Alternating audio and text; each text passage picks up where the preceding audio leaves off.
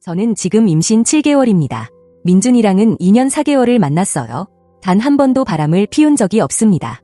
심지어 바람을 피울까 상상해 본 적도 없어요. 그런데 4일 전 민준네 집 7월 4일 독립기념일 바비큐 파티에서 민준은 대략 10명 앞에서, 그러니까 부모님, 고모, 이목, 삼촌들, 사촌들, 친구들, 그리고 저는 얼굴도 모르는 사람들까지 있는 데서 맥주를 한 손에 들고 이렇게 선언했습니다. 나 이제 드디어 DNA 검사 받을 거야. 솔직히 이 애가 내 애가 맞는지 계속 의심하면서 사는 건 질렸거든. 제가 딱 그런 스타일이잖아. 지금 저는 친정집, 제가 어릴 때 쓰던 방 침대에 앉아서 제 인생이 어떻게 아기 방 꾸미기에서 여기까지 흘러왔는지 정말 감도 못 잡고 있습니다. 일단 처음부터 얘기할게요. 레딧이 어떤 곳인지 아니까? 여러분이 전체 그림을 봐야 한다는 것도 알거든요. 2년 반 전쯤 친구 생일 파티에서 민준을 처음 만났어요. 중학교 때부터 알던 친구 수진이가 28번째 생일이라 시내바에 자리를 하나 통째로 빌렸는데, 민준은 수진이 남자친구 태호를 통해 알게 된 사이라며 그 자리에 와 있었어요. 그날 밤 우리는 거의 내내 얘기를 나눴어요. 말도 재밌고 얼굴도 제 취향이고 제가 한 말을 세세하게 기억해 주더라고요. 그게 저에겐 되게 특별했어요. 전에 만났던 남자들은 벽돌이 더 잘 들을 것 같은 듣기 실력이었거든요. 서로 번호를 주고받고 카톡을 시작했어요. 첫 데이트는 2주 뒤에 했고요. 만난 지 1년 반 정도까지는 정말 좋았어요. 아, 드디어 내 사람을 찾았구나 싶을 정도로요. 사귄 지 6개월쯤 됐을 때 제 부모님께 인사도 드렸고, 비슷한 시기에 저도 민준네 가족을 만났어요. 엄마 영숙 씨는 처음부터 저한테 조금 차갑게 굴었어요. 근데 민준 말로는 원래 모든 사람한테 다 그렇게 군다길래 처음엔 대수롭지 않게 넘겼어요. 아빠 병수 씨는 조용하지만 친절했고 뒤에서 묵묵히 서 있는 스타일이었어요. 여동생 다현이는 23살이었고 솔직히 사이 나쁘지 않았어요. 제 인스타에 댓글도 달고 가족 식사에서 얘기도 좀 나누고 아주 깊진 않아도 그냥 편하게 잘 지냈어요. 우리는 사귄 지 14개월쯤 됐을 때 같이 살기 시작했어요. 괜찮은 동네에 투베드룸 구해서 반반으로 월세 내고 나름 우리의 삶을 만들어가고 있다고 생각했죠. 저는 우리가 꽤 단단한 사이라고 믿었어요. 곧 약혼도 하겠구나 싶었고요. 민준도 반지 얘기, 언젠가 아이 낳고 싶다는 얘기, 저랑의 미래를 상상하는 얘기들을 여러 번 했었거든요. 그런 말들이 참 좋았어요. 그러다 제가 임신을 했습니다. 계획된 건 아니었어요. 저는 피임약을 먹고 있었고, 그래서 통계의 행운, 의 사례가 바로 나인가 보다 싶었죠. 어쨌든 지금 제 뱃속에는 사람 하나가 자라고 있습니다. 임신 사실을 처음 말했을 때 민준은 많이 놀랐어요. 그건 이해했어요. 소파에 나란히 앉아서 한 10분 동안은 말도 안 하고 벽만 멍하니 보더라고요. 그러더니 알겠어. 우리 할 수 있을 거야. 방법을 찾으면 되지. 라고 말했어요. 그 뒤 몇 주 동안은 진짜로 신나 보였어요. 아기 침대 검색도 같이 하고 이름 외기도 하고, 저는 아직 알리고 싶지 않았는데도 본인이 너무 들떠서 자기 가족들에게 먼저 말해버리기도 했고요. 근데 어느 순간 뭔가가 확 바뀌었습니다. 3개월 차쯤부터였어요. 처음엔 작은 말투에서 시작됐어요. 밖에 같이 나가 있을 때 제가 카톡이라도 하면 누구랑 하는 거야? 라고 묻고 저는 그냥 아무렇지 않게 폰 화면 보여줬어요. 숨길 것도 없었고요. 그러면 고개는 끄덕이는데 얼굴에 어딘가 찜찜한 표정이 그대로 남아있는 거예요. 제 하루 일과를 물을 때도 관심이라기보다는 신문 같은 느낌이 나기 시작했어요. 오늘 어디 갔어? 누구 만났어? 집에는 몇 시에 들어왔어?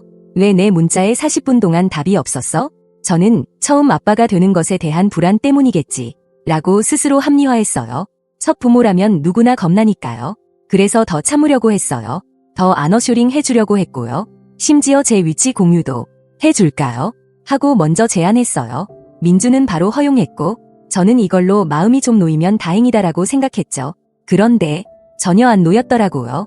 4개월 차쯤 저는 단톡방의 존재를 알게 됐어요. 민준에게는 고등학교 때부터 함께한 남자친구들이 여러 명 있어요. 한 8명 정도의 핵심 멤버에 그 사이사이에 합류한 친구들이 조금 더 있고요. 그들이 만든 단톡방 이름이 더 보이즈였어요. 예전부터 알았어요. 민준 폰에 알람 뜰 때마다 보였거든요. 스포츠 얘기, 주말 약속, 쓸데없는 짤방들, 그런데 쓰는 방인 줄만 알았어요. 어느 날 밤 민준이 소파에서 폰을 든 채 잠들어 있었어요. 제가 일부러 뒤지려고 한 건 아니었어요. 그냥 폰이 떨어져서 깨질까봐 커피 테이블 위로 옮기려는 순간 진우라는 친구에게서 알림이 하나 뜬 거예요. 그 상황 업데이트 좀. 왜인지 모르겠는데 그 한 줄을 보는 순간 속에서 뭔가 쎄하게 올라오더라고요. 그 자리에 서서 한 이분은 그대로 얼어 있었던 것 같아요. 지금 이 폰을 그냥 내려놓을까? 아니면 볼까? 이 사람은 내 아이의 아빠고 같이 사는 사람이에요. 지금까지 한 번도 의심해 본 적 없는 사람이었어요. 그래도 저는 폰을 열었습니다. 그리고 거기서 본 것 때문에 그 자리에 주저앉았어요. 다리가 풀려버렸거든요. 3주 전부터 이어져 온 톡 대화가 쭉 있었어요.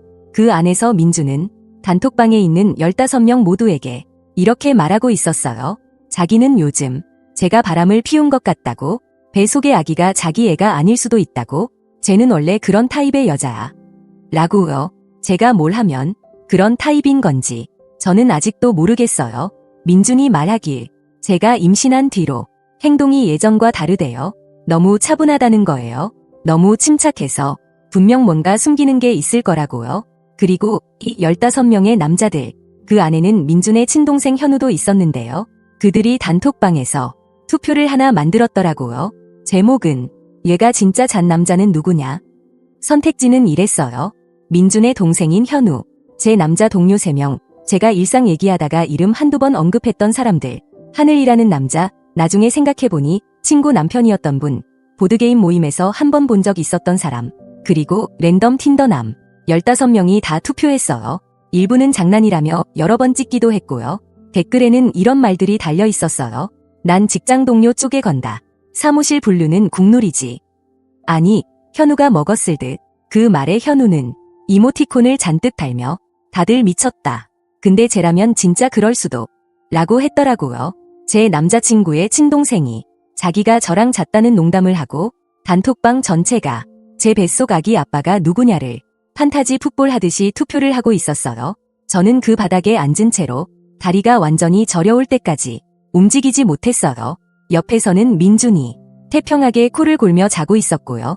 제가 이 모든 걸 발견하는 동안 그는 아주 편안하게 잠들어 있었다는 것 자체가 더 큰 배신처럼 느껴졌어요. 결국 저는 그를 깨웠어요. 제 얼굴이 너무 무서웠는지 깨우자마자 눈빛부터 이상하다고 느끼더라고요. 저는 바로 그 단톡방 얘기를 꺼냈어요. 민주는 제일 먼저 폰을 뺏으려고 했어요. 그 순간 이미 답은 나와 있었죠. 제가 폰을 뒤로 빼자 그제야 변명을 쏟아내기 시작했어요. 장난이었어. 별거 아니야. 남자들끼리 원래 저런 얘기해? 넌 이해 못해.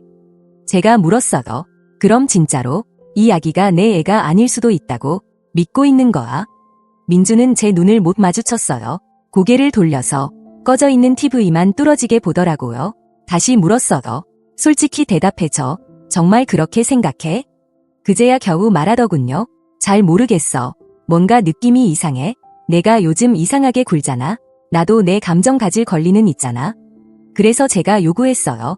그러면 구체적으로 말해봐. 내가 언제, 어디서, 어떻게 했길래 바람 피웠다고 의심하게 된 건지 딱 한 가지라도 말해봐. 근거라고 할 만한 거. 순간이라도.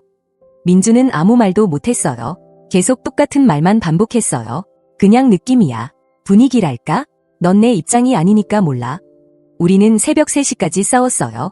저는 울고 그는 방어적으로 굴고 아무것도 해결되지 않았어요. 결국 민주는 내가 몰래 내 폰 본 게 문제다. 그걸 안 봤으면 이 일도 없었을 것 아니나. 라고까지 말했어요. 제가 그 메시지들이 나에 대한 얘기고 우리 아기에 대한 얘기야. 그게 어떻게 사생활이나. 라고 하자 그래도 허락 없이 보면 안 되는 건 똑같다. 라고만 하더군요. 그 다음 몇 주는 말 그대로 지옥이었어요. 떠날까 말까 매일 생각했어요. 하지만 저는 임신 5개월에 이미 많이 지쳐 있었고 어쩐지 그래도 어떻게든 해결해 볼 수 있지 않을까라는 바보 같은 희망도 있었어요. 몇 주 지나서야 민준이 사과를 했어요. 친구들이랑 얘기했고 단톡방도 정리했다고 했어요. 그래서 다시 물어봤어요. 그럼 이제는 정말로 내가 바람 안 피웠다는 걸 믿는 거야? 그는 응, 믿어. 라고 했어요. 그때는 그냥 아빠 되는 게 너무 불안해서 머리가 이상한 쪽으로 갔던 것 같다. 고요. 저는 진짜 믿고 싶었어요. 그래서 한 번 더 해보려고 했어요. 분위기는 여전히 어색했지만 최소한 노력은 해보자는 마음이었어요. 커플 상담도 한번 같이 갔어요. 어색하기는 했지만 그래도 뭔가 나아질 여지가 보이는 것 같았거든요. 진료도 같이 오고 초음파 볼 때 손도 잡아주고 그걸 보면서 그래, 우리 어떻게든 괜찮아질 수도 있겠다. 라고 잠시 생각했어요. 그러다 7월 4일이 왔습니다. 민준네 가족은 매년 큰 바비큐 파티를 열어요. 큰 마당에 수영장도 있고 영숙 씨는 장식이랑 음식 준비를 진짜 열심히 하는 스타일이에요. 저는 벌써 3번째로 가는 거였어요. 작년만 해도 진짜 즐거웠어요. 게임도 하고 고목, 삼촌들이 민준 어릴 적 흑역사 얘기도 해주고 저도 가족의 한 사람처럼 껴있는 기분이었어요. 올해는 도착하자마자 뭔가 이상했어요. 영숙 씨는 저를 거의 쳐다보지도 않았어요. 대충 인사만 하고 눈길을 피하더라고요. 다현이도 어딘가 어색했고 저를 힐끔힐끔 보다가 친구들이랑 속삭이는 모습이 눈에 띄었어요. 그래도 저는 내가 예민해져서 그러겠지. 그 단톡방 사건 이후로 모든 게 위협처럼 느껴지나 보다. 라고 스스로를 다독였어요. 1~2시간쯤 지나고 사람들이 대충 밥도 먹고 마당 여기저기 흩어져 술 마시고 떠드는 분위기가 됐을 때였습니다. 민준이 갑자기 뒷마당 데크 계단 위로 올라가더니 마치 건배 제의라도 할 사람처럼 사람들을 부르기 시작했어요. 얘들아, 잠깐만, 나 할 말 있어. 누가 휘파람을 불었고 여러 사람이 그쪽으로 모여들었어요. 그의 손에는 맥주 캔이 들려 있었고 얼굴에는 제가 한 번도 본 적 없는 이상한 표정이 떠 있었어요. 그는 말했어요. 요즘 정직함과 가족, 그리고 남자답게 산다는 것에 대해 많이 생각해 봤다고요. 누구에게도 바보 취급당하지 않을 거고 진짜가 아닌 것에 속아서 묶여 살지 않겠다고요. 그리고는 제 쪽을 정확히 바라봤어요. 임신 7개월 배가 불룩 나온 채 꽃무늬 원피스를 입고 서 있던 제 쪽을요. 사방에는 10명 가까운 사람들이 저를 쳐다보고 있었어요. 그 상태에서 민준이 이렇게 말했습니다. 그래서 난 얘가 태어나자마자 DNA 검사 받을 거야. 이 애가 내 애가 맞는지 진실을 알 권리가 있으니까. 다들 알잖아. 제가 원래 그런 타입의 여자라는 거. 정적이 2초 정도 흘렀어요. 그러더니 영숙 씨가 의자에서 벌떡 일어나 민준에게 다가가 그를 껴안았어요. 그리고는 모두 들으라는 듯 큰 소리로 말했어요. 아들 정말 잘했다. 너 아빠처럼 여자한테 속아서 걸려들지 않게 돼서 난 너무 자랑스럽다. 처음엔 그 말이 무슨 뜻인지 이해가 안 됐어요.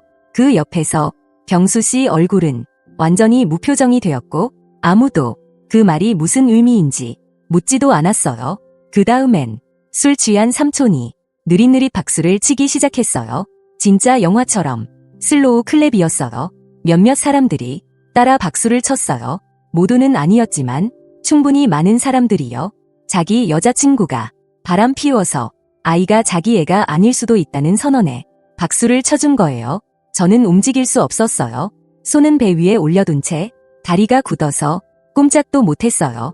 사람들은 저를 쳐다보며 수군거렸고 몇 명은 박수를 쳤고 민주는 계단 위에서 마치 무슨 대단한 일을 해낸 사람처럼 뿌듯한 표정을 짓고 있었습니다. 다현이는 폰을 들고 그 장면을 찍고 있었어요. 옆에 있던 친구에게 가족 단톡방에 올려야겠다. 표정 잘 잡히게 찍어야지.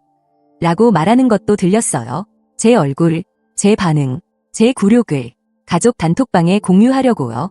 결국 저는 필사적으로 몸을 돌려 집 안으로 들어갔어요. 당장이라도 여기서 벗어나야 했죠. 열쇠를 찾아서 그 집을 떠나야 했어요. 부엌으로 뛰어 들어갔는데 뒷문으로 들어온 민준 친구 3명이 저를 가로막았어요. 진우, 그리고 태호, 그리고 이름도 모르는 남자 하나. 셋이서 출입문 앞을 막고 서더니 저에게 별별 욕을 다 하기 시작했어요. 더럽다. 민준 인생 망쳤다. 너 같은 거 결국 들통날 줄 알았다. 저는 그들 사이로 지나가려고 여러 번 시도했지만 한 발짝도 비켜주지 않았어요. 복도 쪽에서는 그들의 여자친구들이 낄낄대며 웃고 있었어요. 저를 공격하는 이 장면이 그들에게는 그냥 하나의 구경거리인 것 같았어요. 결국 저는 태호를 밀쳐내고 앞문 쪽으로 뛰어갔어요. 손이 너무 떨려서 열쇠를 2번이나 떨어뜨렸습니다. 어떻게든 차에 올라타 친정집으로 20분을 운전해 갔어요. 운전한 기억은 거의 없고 그냥 집에 도착해 엄마가 문을 열어주고 제가 그 품에 무너져 내린 것만 기억에 남아있어요. 그 이후 민준에게서 온 읽지 않은 메시지가 33통이었어요. 처음 몇 개는 화난 톤이었어요. 나 두고 도망쳐서 나 창피하게 만들었다. 도망간 걸로 내가 더 수상해 보인다. 점점 톤이 바뀌더니 왜 답을 안 하냐는 혼란 섞인 메시지. 그 다음에는 제발 답 좀 해줘. 진짜 그런 뜻 아니었어. 우리 얘기 좀 하자. 같은 말들이 전화와 함께 반복됐어요. 저는 전부 부재중 음성사서함으로 넘겼어요. 영숙 씨에게도 문자가 2통 왔어요. 첫 번째는 내 아들을 속인 것에 부끄러움이라도 느껴라. 두 번째는 이제 그만 드라마 그만 치고 어른답게 와서 얘기를 정리하자. 라는 내용이었어요. 다현이는 인스타 스토리에 뻔히 제 얘기인 글을 올렸어요. 뱀, 업보, 진실은 언젠가 다 드러난다는 그런 내용이었어요. 저는 지금 임신 7개월입니다. 한 번도 바람을 피운 적 없습니다. 제 모든 비밀번호, 위치 정보, 일거수일투족을 원하면 다 보여주겠다고 스스로 제안한 사람입니다. 그런데도 민주는 신명 앞에서 저를 거짓말쟁이로 만들었어요. 그의 가족은 그걸 보며 박수쳤습니다. 그의 친구들은 부엌에서 저를 몰아세우며 욕했고 나중에 보니 제 차까지 뭔가로 박살나 있었어요. 그리고 지금 그는 마치 아무 일도 없었던 것처럼 문자에 답을 하라고 합니다. 제가 이걸로 무엇을 묻고 싶은지도 잘 모르겠어요. 그냥 누군가에게 말하고 싶었어요.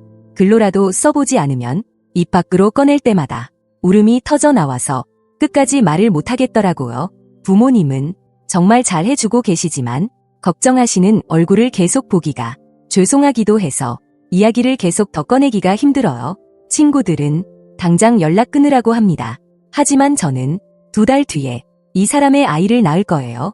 완전히 연락을 끊고 살 수 있는 사이가 아니라는 게 더 괴롭습니다. 이 사람의 이런 행동을 보고도 앞으로 어떻게 공동 양육을 해야 할까요? 어떻게 33통의 문자를 보낸 사람에게 답장을 해야 할까요? 어떻게 넌 날 함정에 빠뜨리려 했다고 믿는 사람과 아이를 키우죠? 언젠가 제 아이가 이 이야기를 알게 되었을 때 아빠가 신명 앞에서 넌 내 애가 아닐 수도 있다고 말했다는 걸 어떻게 설명해야 할까요? 너무 지치고 너무 배가 무겁고 어쩌다 여기까지 왔는지 너무 혼란스럽습니다. 업데이트 1. 많은 분들이 영숙 씨가 말한 아빠가 함정에 빠졌다는 말이 무슨 뜻이냐고 물으셨어요. 저도 몰랐어요. 민주는 아빠에 대한 얘기를 거의 한 적이 없었고 저도 그게 굳이 캐물어야 할 가족사라고 생각하지 않았거든요. 근데 댓글들을 읽다 보니 제가 이 가족에 대해 모르는 게 진짜 많겠구나 싶더라고요. 그리고 투표에 올라갔던 그 남자 동료들에 대한 질문도 있었어요. 네, 저는 남자 동료들과 같이 일합니다. 네, 제 일상을 위기하다 보면 오늘 상훈이랑 이런 얘기했어 정도는 민준에게도 자연스럽게 얘기하죠. 아니요, 그 누구와도 그런 일은 없었습니다. 그중 한 명, 상훈이라는 사람은 애 셋 딸린 기혼자예요. 2년 동안 같이 일하면서 대화한 횟수가 10번도 안 될 거예요. 그런 사람들 이름을 제 바람 증거로 써먹은 게 전 아직도 믿기지 않습니다. 상황이 바뀌면 또 업데이트 할게요. 지금은 그냥 숨부터 제대로 쉬려고 노력 중입니다. 업데이트 2. 원글 올리고 5일이 지났어요.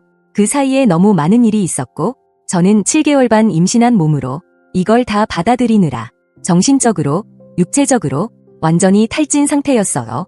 그래도 여기 댓글 하나하나 다 읽었습니다. 읽으면서 좋은 의미로 울기도 했고 웃기게 써주신 분들 덕에 간만에 웃기도 했고 무엇보다 몇몇 분들의 조언은 제가 실제로 행동으로 옮기게 만드는 계기가 되기도 했어요. 특히 이제 그만 민준이 이야기 흐름을 장악하게 내버려둬라 라고 써주신 분, 그 말이 3일 내내 제 머릿속에서 떠나질 않았어요. 결국 그 말 때문에 이후에 제가 한 선택들이 달라졌습니다. 제가 친정집 침대에 누워 천장을 멍하니 보다가 문득 깨달았어요. 선택지는 2개뿐이더라고요. 하나는 그냥 여기 숨어 있으면서 민준이 친구들이랑 가족들한테 어떤 이야기를 퍼뜨리든 무시하고 사는 것. 또 하나는 직접 마주 보는 것, 문자로는 자기가 듣고 싶은 말만 골라 쓰고 감정도 조작할 수 있지만 얼굴을 맞대고 앉으면 표정도 다 보이고 제가 바로바로 거짓이나 물타기를 짚고 넘어갈 수 있으니까요. 그래서 저는 짧게 문자 하나를 보냈어요. 얘기할 자리는 만들게. 단, 중립적인 장소에서. 그리고 엄마도 같이 갈 거야. 문자 보내고 30초도 안 돼서 전화가 왔어요. 받지 않았습니다. 다시 문자로 보내줬어요. 이 조건 못 받아들이면 할 얘기 없어. 민주는 둘이 얘기하면 되지 않느냐? 굳이 엄마까지 끌어들이나? 라며 몇 번이나 조건을 바꾸려 했어요. 저는 말했어요. 신명 앞에서 내 얘기를 했잖아. 이미 모두의 일이야. 이제 누가 끼고 말고를 내가 정할 수 없어. 그 뒤로 2시간 정도 답이 없더니 마지못한 듯 알겠다고 했습니다. 친정 근처에 있는 작은 식당에서 보자고요. 3일 전 토요일 오후에 만났어요. 엄마랑 저는 먼저 가서 안쪽 부스에 앉았습니다. 긴장이 너무 심해서 토할 것 같았어요. 뭐 임신 말기 있던 일 수도 있겠지만 타이밍이 묘하죠. 엄마는 테이블 아래에서 제 손을 꼭 잡고 계속 말해줬어요. 넌 잘못한 거 하나도 없어. 사과해야 할 사람은 민준이지 너가 아니야. 민준은 딱 10분 늦게 도착했어요. 일부러 우리를 기다리게 하고 싶은 건가 싶을 정도로요. 앉자마자 저는 말도 꺼내기 전에 그가 먼저 쏟아내기 시작했어요. 제가 도망가서 자기를 바보 만들었다는 둥, 설명할 기회도 안 주고 사라졌다는 둥, 자기가 얼마나 상처받았는지를 열심히 설명하더라고요. 엄마 손이 점점 더 세게 제 손을 쥐기 시작했지만 저는 일단 끝까지 들어줬어요. 그가 자기도 힘들었다는 이야기들을 다 쏟아낸 뒤에야 저는 질문 하나만 던졌습니다. 좋아. 그럼 지금 내 눈을 보고 말해줘. 내가 바람을 피웠다고 믿게 만든 증거가 뭐야? 느낌 말고 분위기 말고 진짜 증거 하나라도. 민주는 테이블 위에 놓인 설탕 봉지를 만지작거리기 시작했어요. 눈을 못 마주치더니 그게 증거의 문제가 아니라 패턴의 문제라고 했어요. 그래서 물었어요. 어떤 패턴? 그는 임신하고 나서 제가 좀 멀어진 느낌이 있다고 했어요. 저는 임신 내내 졸리고 아프고 몸이 힘드니까 예전처럼 밝게만 굴 수 없는 게 당연한 거라고 설명했어요. 그는 제가 맨날 폰만 보고 있다고 했고 저는 위치 공유까지 해줬고 연락하는 사람도 다 보여줬고 비밀번호도 다 알려줬다는 걸 상기시켰어요. 그러자 그는 증명할 수 있는 게 문제가 아니라 내가 느끼는 게 문제야. 넌 내 입장이 아니라서 몰라. 라고 했습니다. 결국 요지는 느낌이 그렇다였어요. 이 사람은 느낌이 이상하다는 이유만으로 저를 바람둥이로 규정하고 모든 지인에게 그렇게 떠벌리고 다닌 거예요. 엄마가 결국 입을 열었어요. 그가 한 일이 어떤 건지 아냐고. 유심 자체만이 아니라 공개적인 망신, 가족들을 들끓게 만든 거, 친구들 단톡방 투표, 그 옆에서 제가 무슨 기분이었을지 단 한 번이라도 생각해 봤냐고 물었어요. 그때 영숙 씨가 그를 끌어안고 자랑스러워하던 장면까지 짚어서요. 민주는 얼굴 표정으로 뭔가 변명을 지어내려고 애쓰는 게 보였어요. 결국 엄마는 그냥 자기 아들 편 들어준 것뿐이다. 라고 했어요. 엄마는 비웃음 섞인 웃음을 지으며 그게 편 들어주는 거나 손주 엄마를 전부 앞에서 짓밟은 게? 라고 되물었어요. 여기서부터 민준이 방어적으로 나오기 시작했어요.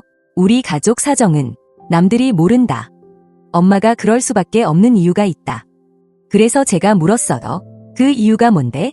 BBQ 때 영숙 씨가 아빠처럼 함정에 안 빠져서 자랑스럽다. 라고 했잖아. 그 말 무슨 뜻이야? 왜 그때 병수 씨 얼굴이 그렇게 굳었는데? 민주는 처음엔 가족 문제라서 얘기하기 싫다고 했어요. 하지만 저는 그게 바로 핵심이다라고 했어요. 지금 당신 엄마는 본인 과거를 나한테 투영하고 있는 거다. 나더러 남자를 함정에 빠뜨리는 여자라고 하는데 그 말이 어디서 나왔는지 알 권리가 있다. 결국 민준이 얘기해줬어요. 영숙 씨가 병수 씨와 결혼할 당시 이미 임신한 상태였대요. 그리고 병수 씨가 자기를 떠날까봐 붙잡으려고 일부러 임신했다고 스스로 고백했었다고 합니다. 정확한 표현도 애 갖고 묶어놨다였대요. 그 사실은 어느 날 큰 싸움 중에 툭 튀어나왔고 그 뒤로는 가족 모두가 알고 있지만 굳이 입 밖에 꺼내지 않는 언급 금기 주제가 되었다고요. 병수 씨는 그런 상황 때문에 떠나지 못했고 결혼 생활은 수십 년 동안 사실상 서로 참으며 버텨온 불행한 관계였던 거죠. 민주는 그런 집에서 자라났어요. 서로 간신히 참으며 사는 부모를 보면서요. 그 와중에 엄마는 늘 말했다고 해요. 여자들은 남자를 속이고 잡아두려고 한다. 엄마처럼 당하는 남자가 되지 마라. 그 말들을 수없이 들으며 자란 거예요. 그러니까 영숙 씨는 자기가 한 일을 다른 여자들도 당연히 한다고 믿는 사람이었던 거예요. 저는 물었어요. 그럼 엄마가 나에 대해 구체적으로 뭐라고 했는데? 처음엔 그냥 좀 걱정하신 거지.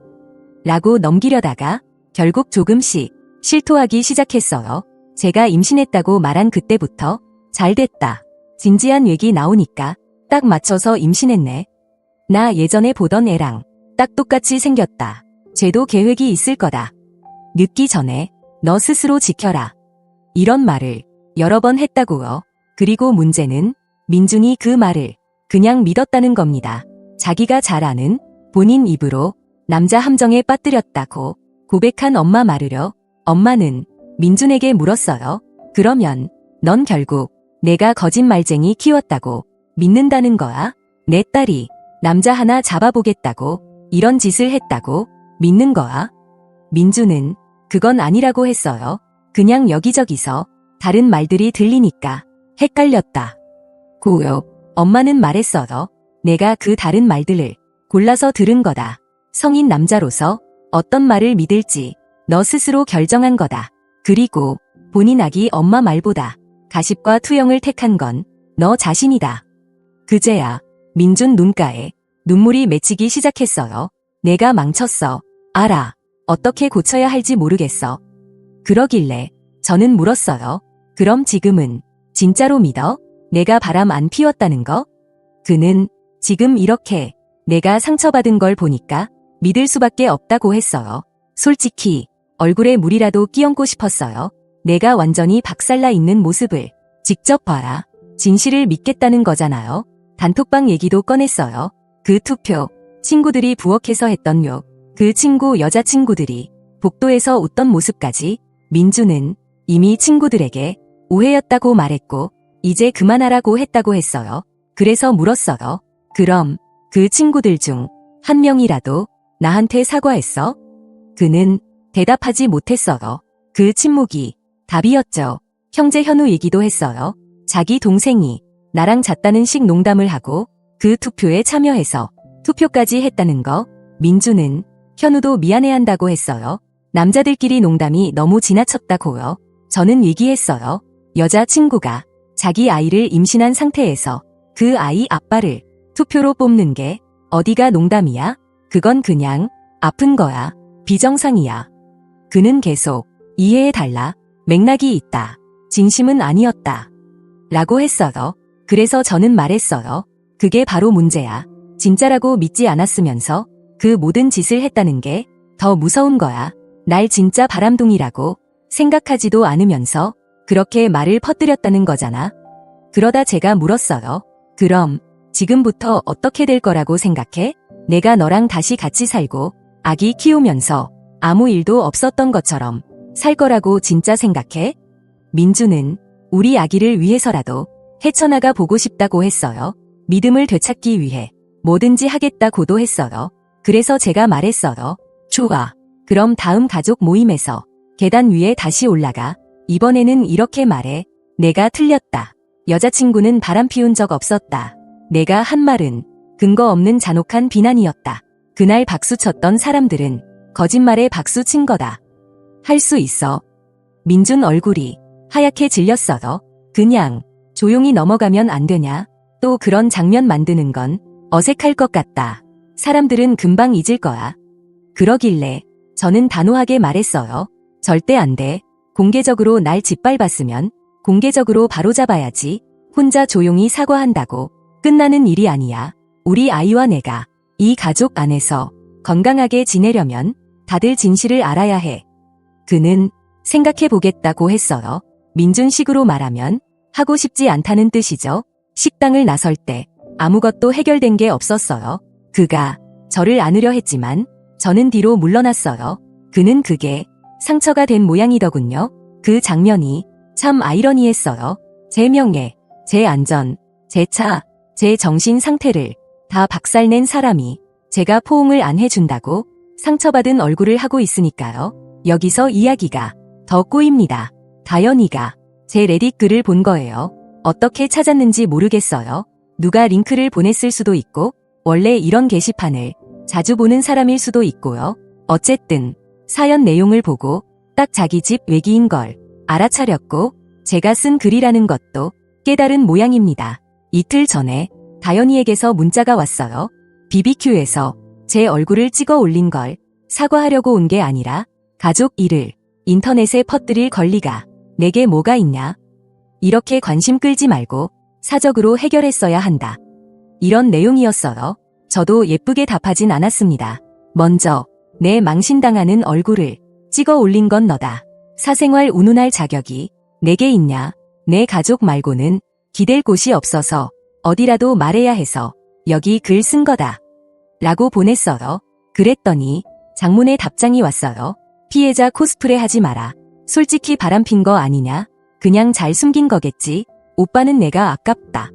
그 문장 전부를 캡처해서 민준에게 보냈어요. 이게 내 동생이다. 이게 내 가족이다. 그리고 너는 이 사람들이 언젠가 나랑 아이를 받아들일 거라고 믿으라고? 민준은 바로 전화를 했지만 받지 않았어요. 음성 메시지에는 다현이랑 얘기했다. 그냥 오빠 편든 거다.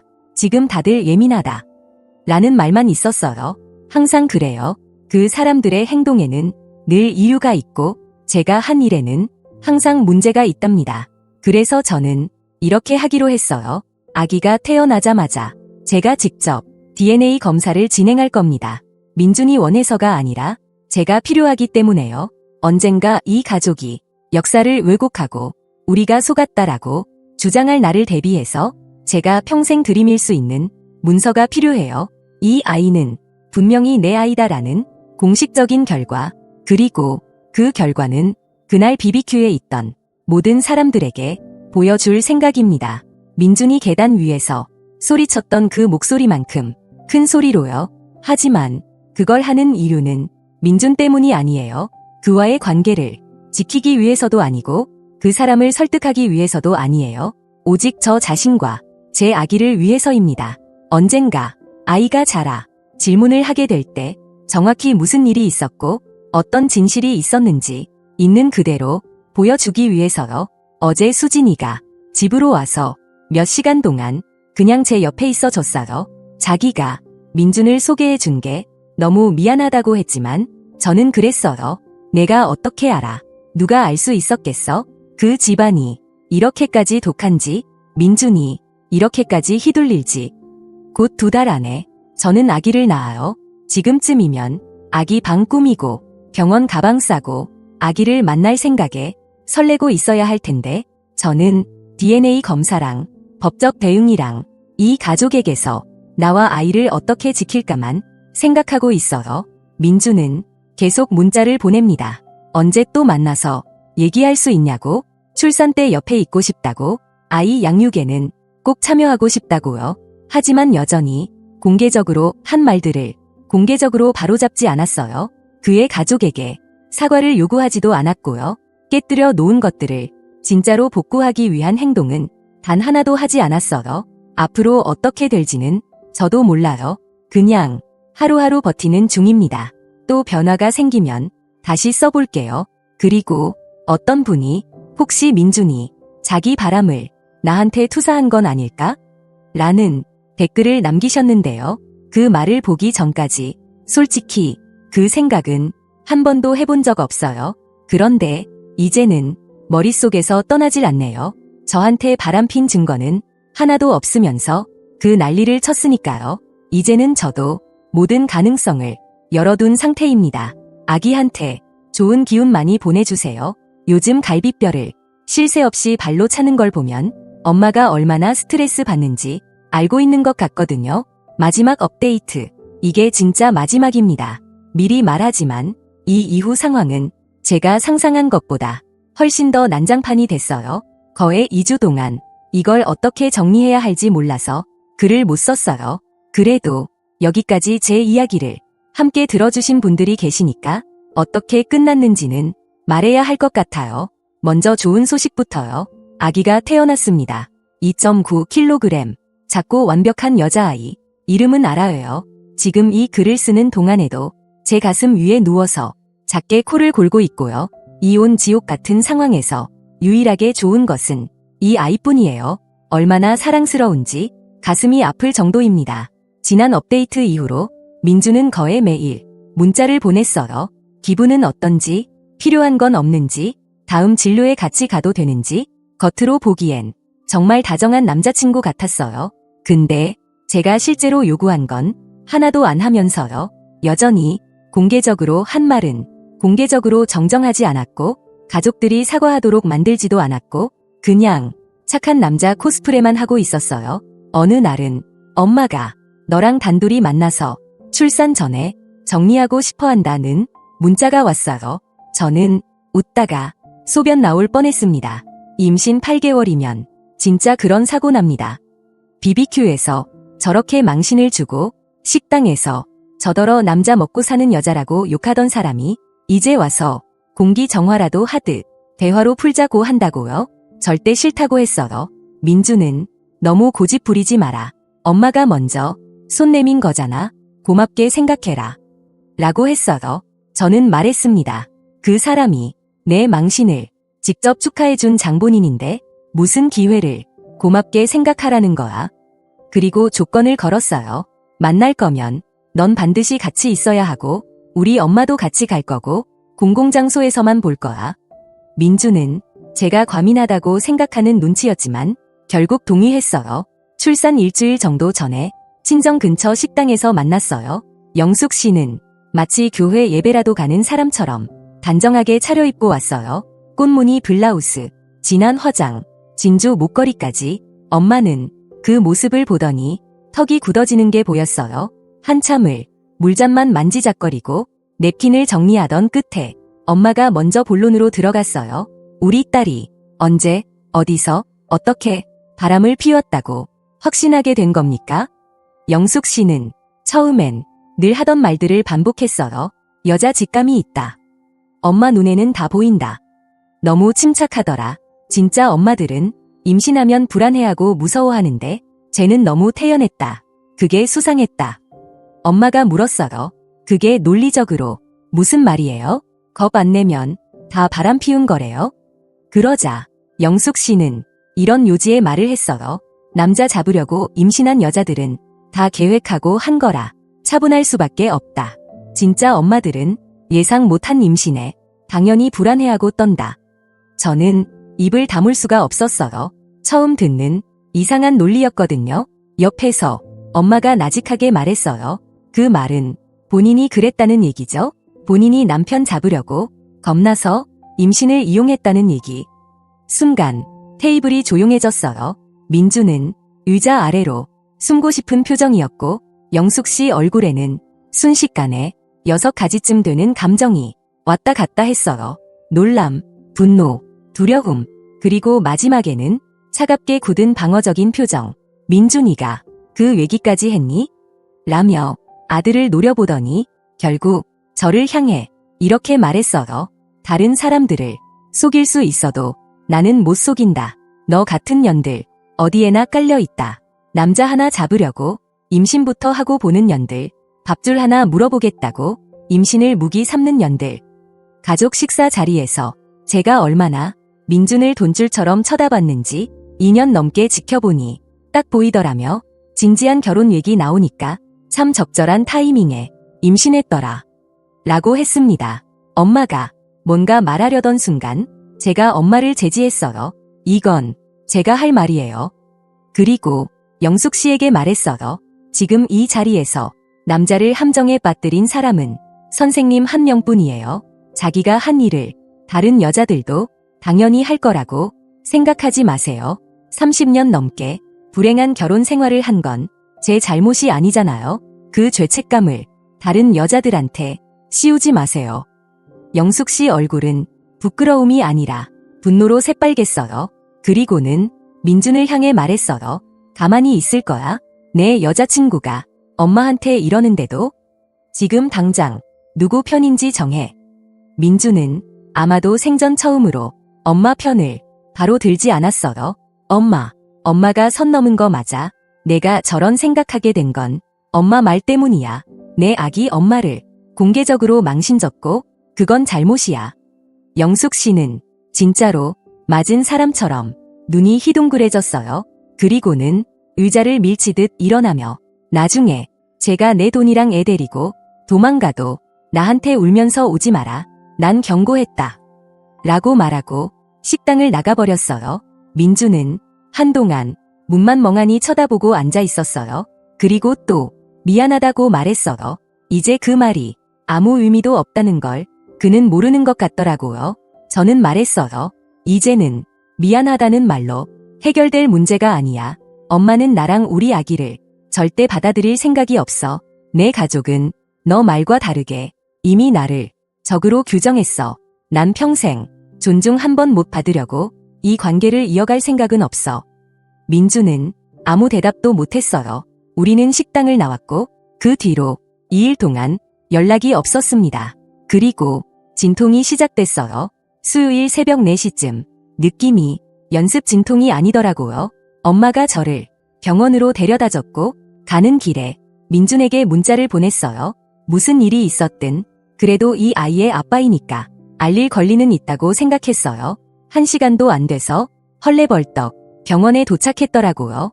출산은 길고 힘들었습니다. 자세한 얘기는 생략할게요. 중간에 진짜 죽을 수도 있겠다는 생각이 여러 번 들었어요.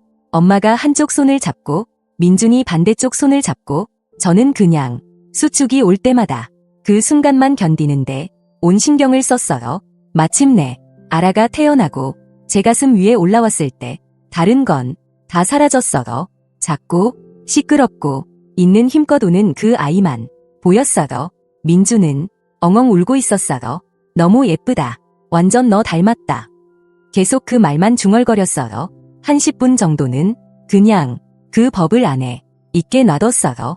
그냥 엄마, 아빠, 아기 셋이만 있는 것처럼요. 그러다 영숙 씨가 병실로 들어왔어요.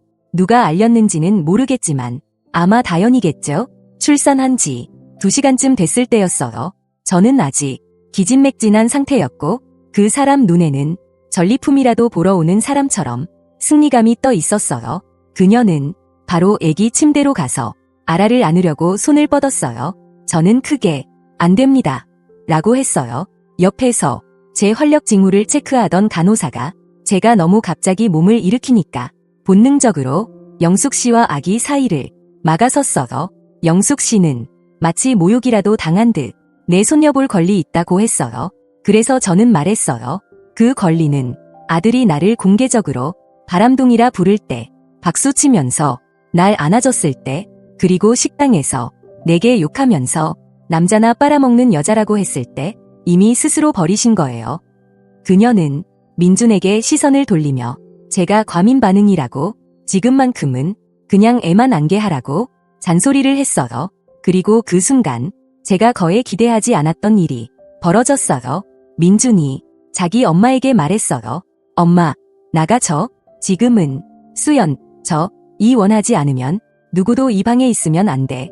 제 평생 본 어떤 사람보다도 놀란 얼굴이 그때 영숙 씨 얼굴이었어요. 자기 아들이 간호사, 제 엄마가 있는 자리에서 나가 달라고 한 거니까요. 진심이냐고 묻는 엄마에게 민주는 응, 진심이야. 수연이 싫다니까 지금은 가줘. 라고 했어요. 나가면서도 영숙 씨는 저를 쏘아보며 말했어요. 이걸로 끝난 줄 알아? 넌 아들을 속였고 나머지는 다 속일 수 있어도 나는 못 속인다. 사람들한테 내가 어떤 년인지 다 알게 할 거야. 그 뒤 며칠 동안 병원에서는 늘 긴장 상태였어요. 민주는 최대한 병실에 머물며 아라를 돌보고 저를 도우려고 애썼어요. 하지만 그의 폰은 쉴 새 없이 울렸고 문자 내용을 저에게 보여주진 않았어요. 한 번은 다연이가 병원에 와서 방에 들어오려고 했지만 저는 입시를 거부했어요. 복도에서 민준과 다연이가 언성을 높이자 간호사가 조용히 해달라고 주의를 줄 정도였어요. 퇴원해서 아라와 같이 친정 집으로 돌아가면 좀 조용해질 줄 알았는데 오산이었어요. 제가 신청해둔 DNA 검사 결과가 출산 5일 만에 나왔어요. 공식 기관을 통해 진행했고 법적 효력도 있는 곳이었어요. 결과는 당연히 이거였습니다. 민준 씨가 아라의 아버지일 확률 99.98%. 왜냐면 제가 바람을 피운 적도 다른 상대가 있었던 적도 없었으니까요. 이 모든 악몽은 거짓말과 투영, 그리고 자기 과거를 인정하지 못하는 한 가족의 망상에서 출발한 거였습니다. 저는 그 결과지를 민준에게 보냈어요. 그는 또 긴 장문의 문자를 보내 다시 한번 미안하다고, 이제야 완전히 알겠다고, 이제라도 바로잡고 싶다고 했어요. 그래서 저는 단 하나만 말했어요. 바로잡고 싶으면 그날 BBQ에 있었던 모든 사람에게 이 결과를 보여줘. 가족, 친구, 박수쳤던 사람 전부에게 공개적으로 날 망가뜨렸으니 공개적으로 진실도 알려. 민준은 그렇게 하겠다고 했어요. 그리고 그 순간부터 영숙 씨가 완전히 폭주하기 시작했어요. 민준 말로는 그가 그날 부모님 집에 가서 결과지를 내밀며 말했대요. 엄마, 틀렸어. 이제 다 알았지? 수연이한테 사과해야 해. 그랬더니 영숙 씨는 DNA 검사는 조작 가능하다. 제가 검사 기관에 아는 사람 있을지도 모른다. 이런 말을 했답니다. 즉, 검사 결과마저도 믿지 않겠다는 거죠. 그동안 아무 말도 못하고 있던 병수 씨가 그때 처음으로 폭발했다고 해요. 이제 그만하자. 30년 동안 내 죄책감 때문에 나도 애들도 다 같이 힘들게 살았다. 이제 우리 아들까지 똑같이 만들거나 너는 틀렸다. 사과해야 한다. 안 그러면 아들도 손주도 다 잃게 될 거다. 그러자 영숙 씨는 오히려 병수 씨에게 소리를 질렀대요. 넌 항상 날 떠나고 싶어 했지. 이제 전연을 핑계 삼아서 그럴 수 있게 됐다 이거지? 내가 너한테 아이도 낳아주고 모든 걸 줬는데 이게 나한테 하는 짓이나? 병수 씨는 말했대요. 함정에 빠뜨린 건 주는 게 아니라 빼앗은 거다. 선택권을 빼앗은 거, 그걸 우리 아들도 당했다고 믿게 만들려는 걸 더 이상 보고만 있을 수 없다. 결국 큰 싸움이 났고 다연이는 엄마 편을 들었고 현우는 중립인 척 조용히 있었고 민주는 그날 밤 집을 나왔다고 했어요. 나오면서 병수 씨는 가족을 지키려고 당당히 맞선 내가 자랑스럽다. 라고 했고 영숙 씨는 이제부터 넌 나한테 죽은 사람이다. 라고 했대요. 자기 아들에게요. 과학적 증거보다 자기 망상을 택했다는 이유로 3일 전에는 친정집 우편함에 LIR라는 글자가 깊게 긁혀 있었어요. 누가 했는지 증거는 없지만 타이밍상 의심 가는 쪽은 뻔하죠. 아빠는 경찰에 신고했고 현관에 CCTV를 달았습니다. 이제 상황을 정리하자면 민준과 저는 연인 관계가 아닙니다. 앞으로도 어떻게 될지는 모르겠어요. 다만 민준은 매일같이 아라를 보러 옵니다. 아기 앞에서는 진짜 좋은 아빠예요. 인내심 있고 다정하고 딸한테 완전히 빠져 있어요. 그 모습을 보고 있으면 한때 제가 사랑했던 그 사람이 겹쳐 보여서 마음이 복잡해져요. 하지만 그가 했던 일들을 잊을 수는 없어요. 지금 제 앞에서 자고 있는 아라는 큰 눈으로 저를 쳐다보곤 해요. 이 아이는 아무것도 모릅니다. 할머니가 자기 친혈통을 의심했다는 것도 아빠가 신명 앞에서 너는 내 애가 아닐 수도 있다고 말했다는 것도 단톡방, 긁힌 차, 소리 지른 싸움들 아무것도 몰라요. 그저 누군가 자기를 안고 있고 따뜻하고 배부르고 안전하다는 것만 알아요. 저는 이 아이가 평생 그렇게 느끼며 살 수 있게 만들 겁니다. 무슨 일이 있어도요. 민준과 그 가족과 어떤 관계를 맺게 되든 아라는 언제나 원했고 사랑받았고 믿어졌다는 걸 알게 될 거예요. 엄마가 스스로를 위해 목소리를 냈다는 것도요. 그리고 저는 DNA 검사 결과와 이 레딧 글들과 온갖 캡처들을 잘 보관해 둘 겁니다. 언젠가 아라가 그때 무슨 일이 있었던 거야? 라고 물으면 저는 감정이 아니라 사실을 보여줄 수 있어야 하니까요. 여기까지 제 긴 이야기를 끝까지 읽어주신 여러분 정말 감사합니다. 여러분 덕분에 제 인생 최악의 몇 달을 정신 차린 채 버틸 수 있었어요.